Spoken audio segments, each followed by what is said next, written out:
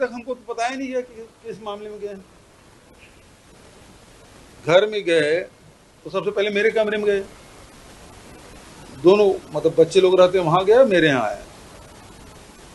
तो मैंने पूछा कैसे, मैं तो चाय पी रहा था, पेपर पढ़ रहा था, मैं पहचानता नहीं था। बोले हम लोग ईडी वाले हैं। अच्छी बात, आइए बैठिए। मैं तो पिछले 2-3 साल से इंतजार कर रहा था, आप आए, आने वाले हैं, आज आ ही गए आप। उसके बाद जो आहूजा जी हैं वो बच्चे जहाँ रहते हैं वहाँ चले गए, और यहाँ जहाँ मैं था वो 3 अधिकारी वहाँ बैठे हुए थे। थोड़ी देर बाद मैं पूछा कि तुम लोगों के पास सर्चिंग वारंट है? तो उनके पास था नहीं, तो दौड़े दौड़े फिर गए आहूजा जी के पास। आहूजा जी आ नहीं रहे थे, पता नहीं कुछ बात है। तो मैं तो उनके साथ बैठा था, तो मैंने पूछा आप लोग ईडी वाले हैं कि नहीं हैं? तो फिर आई कार्ड निकाल के देखा ईडी वाले हैं। अच्छी बात है, तो इतना देर क्यों लग रहा सर्चिंग वारंट लाने में? फिर आहूजा जी आए और उन्होंने कहा कि हमको 1/7 का सर्च करने का आदेश मिला है, और ये जहां आप निवास कर रहे हैं वो दूसरा ब्लॉक है, इसलिए आपकी जांच हम नहीं करेंगे, इस बिल्डिंग की जांच हम नहीं करेंगे। ये अलग है क्या? हाँ बोले लिखा हुआ मुख्यमंत्री कैंप कार्यालय, अब पूर्व मुख्यमंत्री कैंप कार्यालय है, मैं यही रहता हूँ। तो मैंने पूछा फिर मुझे तो विधानसभा भी जाना है। तो उन्होंने कहा कि ना जाए तो ज़्यादा अच्छा है। अब उनके इशारा मैं समझ गया, तो फिर नहीं गया, रुका रहा।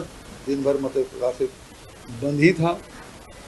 वहाँ जो पूछे गए वो सब कितना सोना चांदी है, कितना रुपया पैसा है, यही खोजे, इसके अलावा कुछ नहीं। तो सोना चांदी जो था सब बच्चों का तो छोड़ दिए, और 31-33 लाख रुपया मिला, जिसमें 3 लाख रुपये छोड़ दिए और 30 लाख रुपया ले गया। उसके लिए मशीन लाया था। मेरी बहू पहले बैंक में काम करती थी शादी के पहले, उन्होंने कहा इतना नोट तो मैं गिन देती हूँ सर, मैं बैंक में काम करती थी। तो केवल मतलब मीडियम क्या चला, नोट गिनने की मशीन, एक नहीं दो, कई लोग तो ये भी चला दिए, भूपेश बघेल के घर 2 मशीन है नोट गिनने। कल हो गया, कल प्रदर्शन करिए। तो सारे विधायकों ने किया मेरे अनुपस्थिति में, बहुत उनको धन्यवाद। लेकिन ये सदन है वो जनता के लिए है। ये बात सही है कि मुझे रोका रहा, हाँ सदन में मैं लिख के दे नहीं दूंगा, नहीं तो है ना। हालांकि मुझसे पूछताछ भी नहीं थी, आप जा सकते हैं लेकिन ना जाए तो अच्छा है। तो मैं बोला ठीक है भाई, इसकी इच्छा नहीं है जाने की, हो सकता है बाद में कुछ नहीं बुला ले तो रुक जाऊँ, तो रुक गया। क्या पता मुझे जानकारी।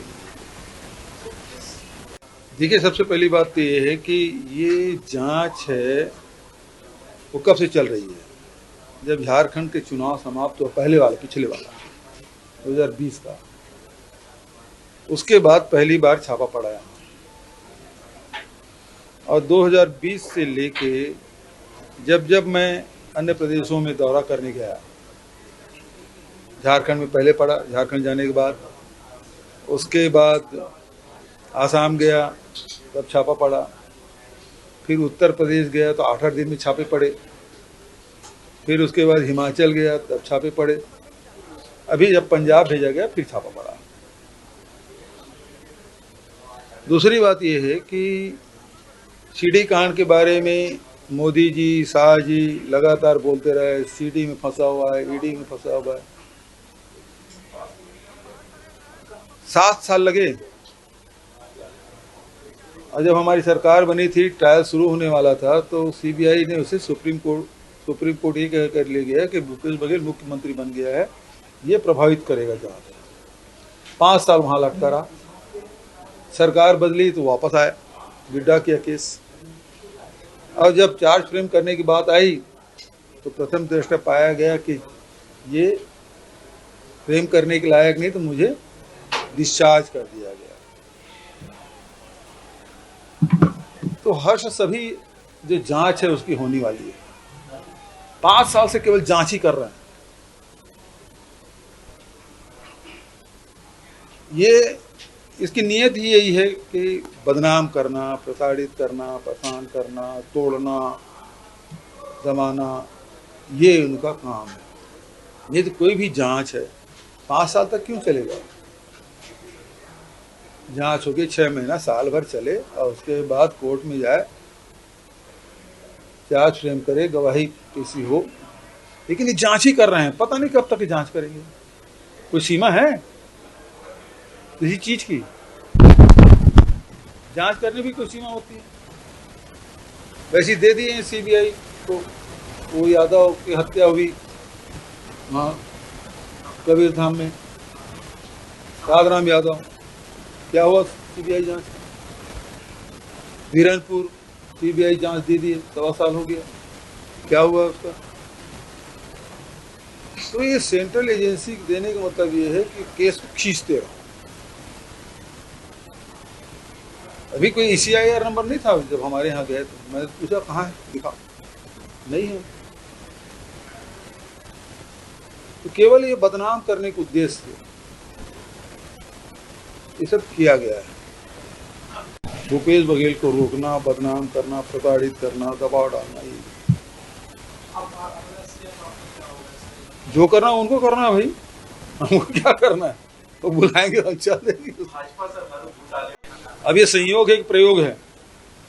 कवासी लक्ष्मण ने सवाल पूछा, 8 दिन के अंदर में ईडी पहुंच गया। मैं दूसरे उप मुख्यमंत्री से सवाल पूछा, उन्होंने अरुण साहब से पूछा, मैं विजय शर्मा जी से पूछ दिया, तो 4 दिन नहीं लगा। मतलब अरुण साहब से ज्यादा फास्ट विजय शर्मा। और ये प्रयोग है, संयोग में नहीं जानता, लेकिन चौथे दिन मेरे घर में पहुंच गया। अच्छा ये बताओ महादेव का क्या हुआ? अभी तक के जो उसके डायरेक्टर हैं वो पकड़े गए हैं क्या? ट्रिपल इंजन की सरकार होगी, उसके साथ प्रदीप मिश्रा जी बढ़िया, सौरभ चंद्राकर जी, आइए, इन्हीं के मुखौटा है भाजपा का, पकड़ के लाए क्या? और खूब हल्ला किए, प्रधानमंत्री तक बोले महादेव में 500 करोड़ का घोटाला हुआ, उसको पकड़ के नहीं ला पा रहे हैं।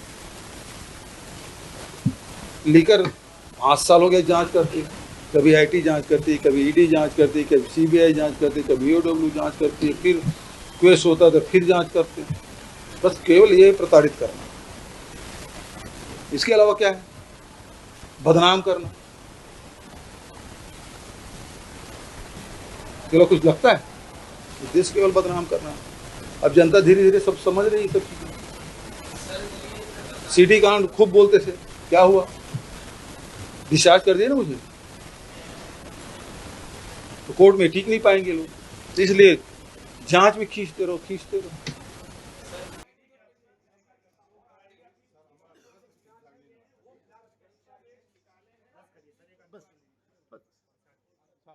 नहीं